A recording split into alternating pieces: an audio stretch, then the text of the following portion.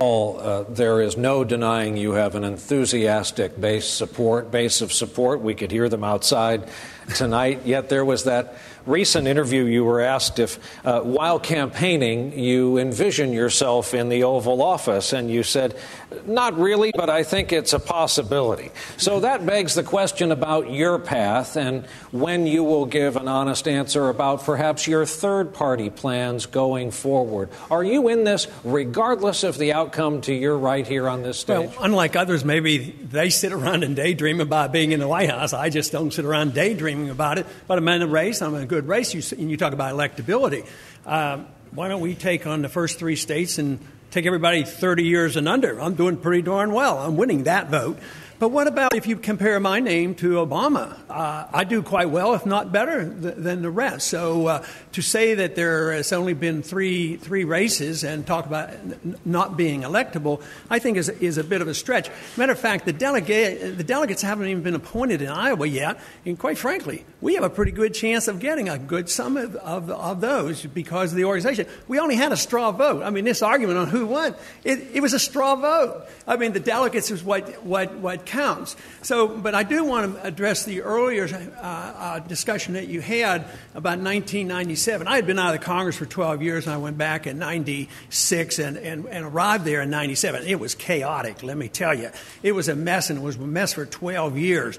And Newt had a big job on his hand, but he really had to attack the conservatives, and he did it boldly.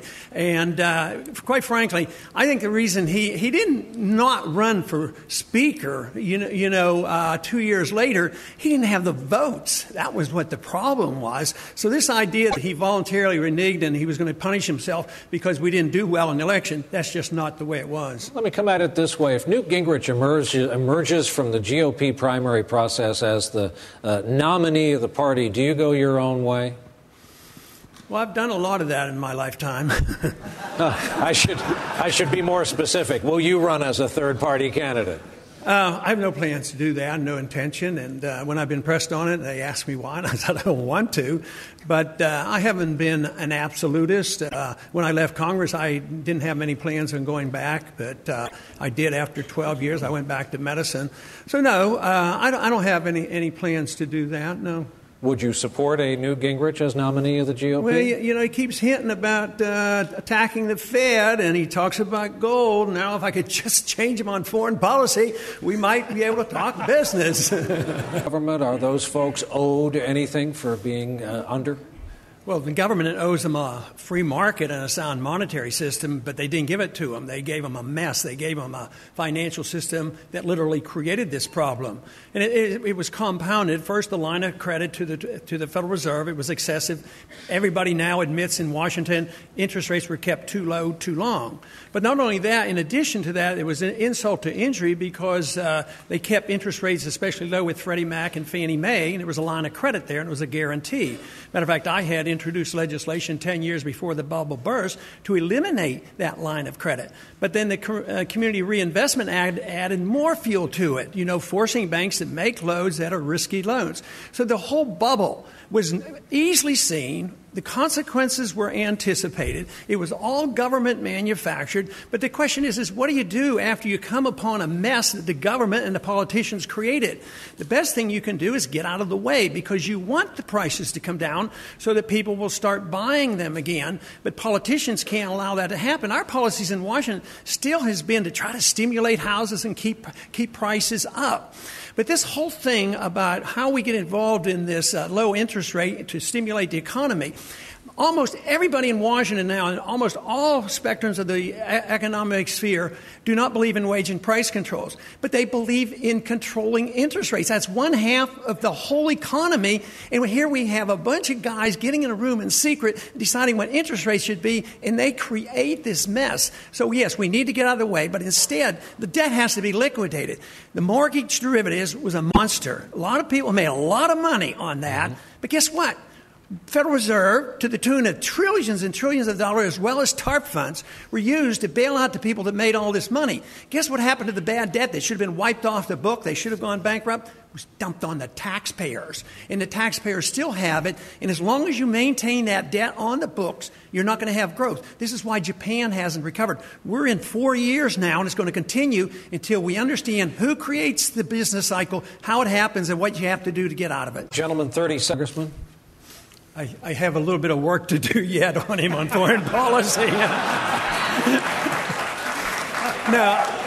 I would do pretty much the opposite. I don't like the isolationism of not talking to people. I was drafted in 1962 at the height of the Cold War when the missiles were in Cuba. And the Cold War is over. And I think we propped up Castro for 40-some years because we put on these sanctions, and this only used us as the scapegoat. He could always say anything wrong, it's the United States' fault. But I think it's time to quit this isolation business of not talking to people.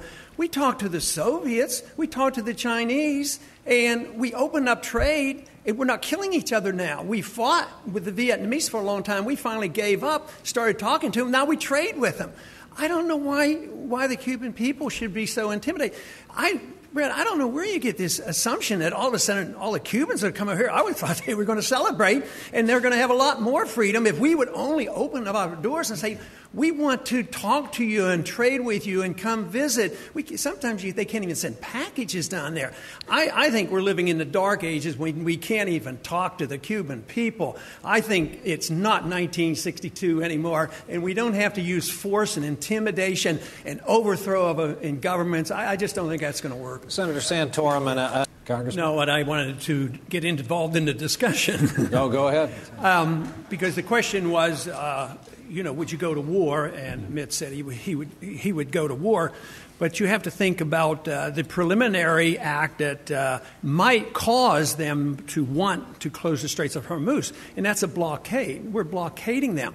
Can you imagine what we would do if somebody blockaded the Gulf of Mexico? That would be an act of war. So the act of war has already been committed, and this is a retaliation. But besides, there's no interest whatsoever for Iran to close the Straits of Hormuz. I mean, they need it as much as we do. I mean, so you have to put that in a perspective.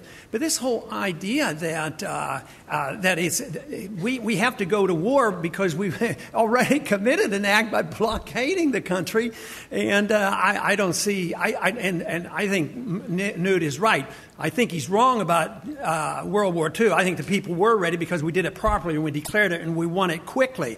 But no, the people are not ready. We don't have any money. We have too many wars. The people want to come home, and they certainly don't want a hot war in Iran right now. And I think that would be the most foolish thing in the world to do right now is take on Iran. Right.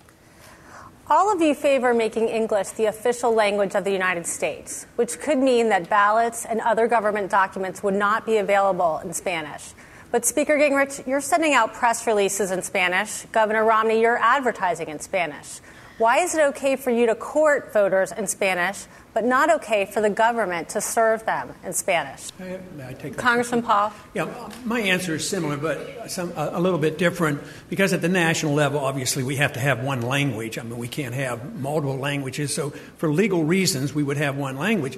But our system really gives us a way to be more generous, because if Florida wanted to have some ballots in Spanish, I certainly wouldn't support a federal law that would prohibit Florida from accommodating, a city election or a local election or a state election. I think that's the magnificence of our system, where you can solve some of these problems without dictating one answer for all states. But nationally, we should have one language. Speaker, 1 in 3 Floridians with their drinking water. It affects thousands of jobs.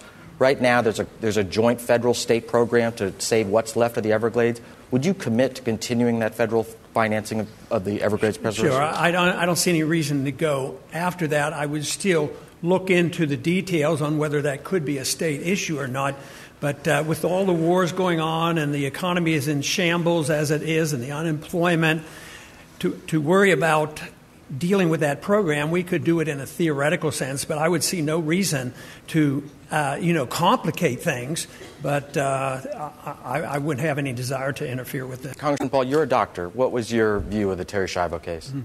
I find it so unfortunate. It's so unusual, too. That situation doesn't come up very often.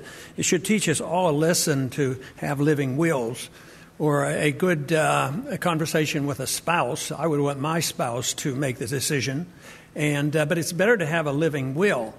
But I don't like going up the ladder. You know, we go to the federal courts and the Congress and on up. Yes, difficult decisions. Will it be perfect for everybody? Not. But I would have preferred to see the decision made at the state level. But I've been involved in medicine with things similar, but not quite as difficult as this. But usually we deferred to the family. And it wasn't made a big issue like this was. This was way out of proportion to what happens more routinely. But I think it should urge us all to try to plan for this and make sure either that one individual that's closest to you makes the decision or you sign a living will, and this would have solved the whole problem. Congressman Paul, are these two men in the middle insufficiently conservative for you? Well, I think that the problem is nobody's defined what being conservative means. Go ahead. And I think that is our problem. Conservative means we have smaller government and more liberty. And yet, if you ask what have we done, I think we've lost our way completely. Our rhetoric is still pretty good, but when we get in charge, we expand the government. You talk about Dodd-Frank, but we gave them Sarbanes-Oxley. We gave debts as well, you know, when we're in charge. So if it means limited government, you have to ask a basic question: what should the role of government be? The founders asked that question, had a revolution, wrote a constitution. And they said the role of government ought to be to protect liberty. It's not to run a welfare state and not to be the policeman of the world. And so if you're going to conservative, how can you be conservative and cut food stamps, but you won't cut spending overseas? There's not a nickel or penny that anybody will cut on the conservative side overseas spending. And we don't have the money. They're willing to start more wars. So I say if you're conservative, you want small government across the board, especially in personal liberty. What's wrong with having the government out of our personal lives? So this is what we have to decide: what conservative means, what limited government means. And I have a simple suggestion. We have a pretty good guide, and if we follow the Constitution, government would be very small, and we would all be devoted conservatives.